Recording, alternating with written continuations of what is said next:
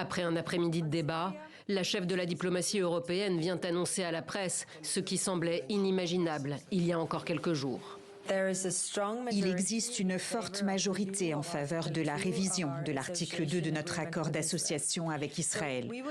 Nous allons donc lancer cet exercice et dans l'intervalle, il incombe à Israël de débloquer l'aide humanitaire. Sauver des vies doit être notre priorité absolue. Sur les 27 pays membres, 17 ont voté pour cette révision. La question avait été mise par les Pays-Bas à l'ordre du jour de la réunion des ministres des Affaires étrangères de l'UE à Bruxelles mardi.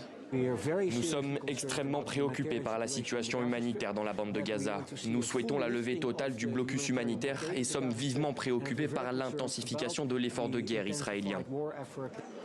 Jusqu'ici, fervent soutien d'Israël, Amsterdam change donc de ton et les lignes bougent au sein de l'Union européenne. Entré en vigueur il y a 25 ans, l'accord d'association est censé faciliter le dialogue politique entre les deux parties et permettre des échanges commerciaux dans un cadre de libre-échange, notamment dans les secteurs industriels et agricoles. L'article 2 du texte stipule que ces relations sont fondées sur le respect des droits de l'homme et des principes démocratiques. La Commission européenne va vérifier si ces engagements sont respectés.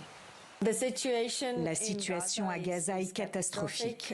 L'aide autorisée par Israël est bien sûr la bienvenue, mais elle n'est qu'une goutte d'eau dans l'océan.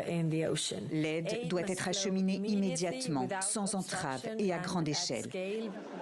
Mais les dissensions restent fortes au sein de l'UE. Allemagne et Italie ont voté contre la révision de l'accord. La Hongrie de Viktor Orban a mis son veto. L'Union européenne est le premier partenaire commercial d'Israël et représente 33% de ses exportations. Le gouvernement israélien dénonce une décision qui encourage le Hamas à rester sur ses positions.